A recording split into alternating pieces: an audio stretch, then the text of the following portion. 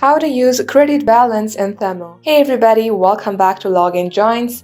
Without any further ado, let us get started. Head over to your Temu app from your device and make sure that you are logged into your Temu account. Now, to use your credit balance, first of all, you need to place an order. So go ahead and type in anything that you would like to purchase. Here, tap on Add to Cart.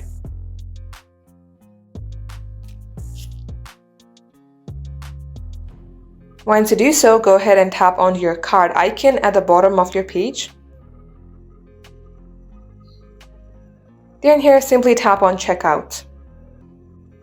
Now here, make sure that you fulfill all these address information. Once you have done that, under Payment Methods, you will see all your cards. Scroll to the bottom and you will see the option of credit just below your Apply Coupon Code. Just tap onto it and you can use your credit balance to make an order. And that is all for today. Thank you for watching. If it had helped you in any ways, then do like and subscribe. We will be back soon with more tutorials like this. Till then, hit the subscribe button to never miss an update from us.